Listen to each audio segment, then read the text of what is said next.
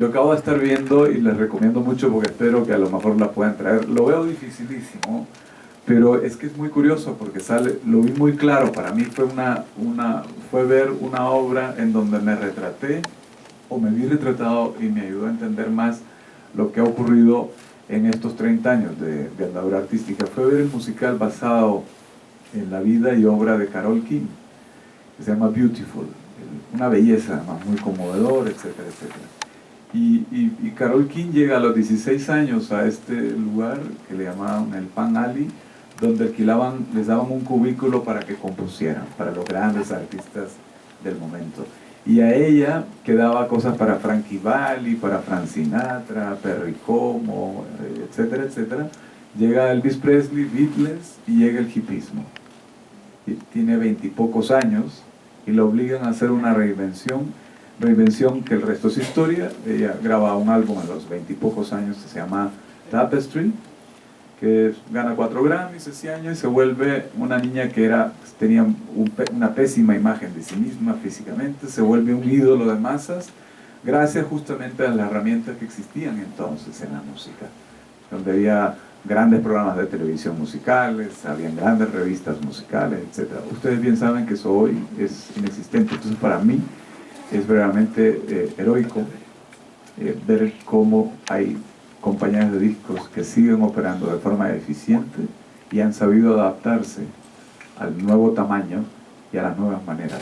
Lo mío son canciones, digo, compongo canciones, las canto y ojalá sean compartidas por la mayor cantidad de gente posible. Por eso estamos aquí, porque ellos hoy me van a representar o me van a dar una plataforma de exposición que por mí solo ya lo había agotado, vamos a ponerlo de esa forma. De este lado, Jorge Santamaría, Digital Post, musicalmente hablando. Sí. Hablar de Arnaldo Zúñiga es en los 70s, con el romanticismo y tus canciones que todo el mundo la coreaba. En los 80s, todos los cantantes de esa época querían tener una canción tuya en sus discos.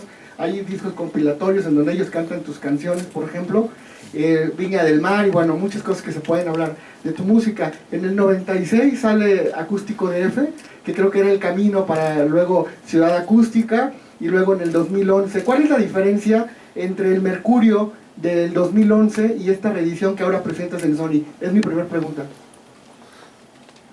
Bueno, conmigo ha ocurrido un fenómeno insólito que doy gracias y la verdad a mí me tiene asombrado y asombra, sobre todo a la gente que tiempo atrás no han escuchado, no han estado en conciertos míos. Lo que creo que es muy obvio es que mi voz adquirió un tamaño que no tenía. Entonces, lo primero que uno nota es que estamos hablando hoy de un intérprete muy superior al que fui.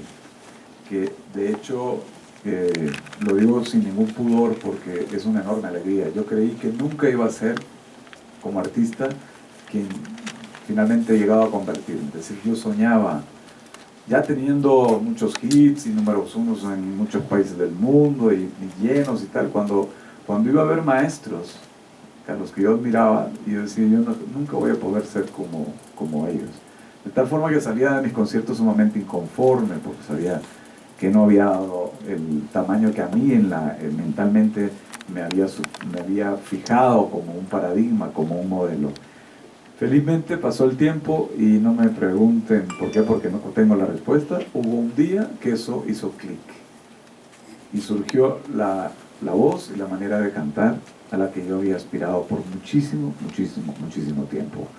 De tal manera que tengo la sensación de un tiempo atrás, muy corto tiempo, que estoy viviendo una especie de renacimiento como artista, aunque no lo puedo andar proyectando ni comentándolo, hoy viene el caso, de tal manera que yo creo que lo que vas a encontrar ahí es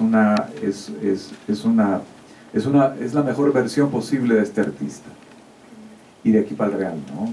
Hasta donde aguanten los mecanismos. Y otra pregunta, en este disco, siempre que la hizo famosa Mijares en algún momento, tiene un arreglo de órgano. Ahí, ¿en qué momento se le ocurrió hacer algo como una experiencia religiosa con esa canción? Porque la verdad es que yo cuando la empecé a escuchar, tuve que irme al video para ver y vi que no había nadie, entonces dije, es un órgano lo que está. ¿Cómo surge esa idea de hacer eso? Bueno, acabas de tocar un área sensible porque esa es una de las canciones. En general mis canciones no tengo un gran vínculo patrimonial con ellas. No soy parte de la estirpe de compositores que hablan de sus canciones como sus hijos y todas esas cosas. Es más, a veces tengo la percepción de que son las canciones, pues no son ni mías. Me entero cuando hay que cobrar derechos de autor y tiene que figurar un nombre en los informes de etiquetas. Pero, en fin, no voy a entrar en ello porque es bastante complejo, pero quiero decir que mi vínculo, vamos a ponerlo así, con la música no es patrimonial, con la música que hago. Sin embargo, hay pocas canciones en donde por una serie de circunstancias, en cómo fueron escritas, cuándo fueron escritas, y la misma canción, están reunidas en un grupito muy escaso y en donde yo sí me siento muy vinculado. No tanto como el que las parió, digamos, como el que a lo mejor soy su hermano. Me siento muy, muy cerca de esa canción. Siempre es una de esas canciones. Se la entrego a Mijares en una cosa de emergencia, porque urgía hacer ese primer disco de Mijares. Yo estaba en el staff de producción y de los que éramos compositores de esos álbumes de entonces, de la EMI Capitol, ¿no? Y La época de una vez al mes. la época de una vez al mes, exacto. Entonces el productor oyó la canción, él ya la había oído, me dijo, yo creo que tienes que ceder a esa canción a este chico que estaba empezando, que no era una incógnita, no sabía qué iba a ocurrir con él.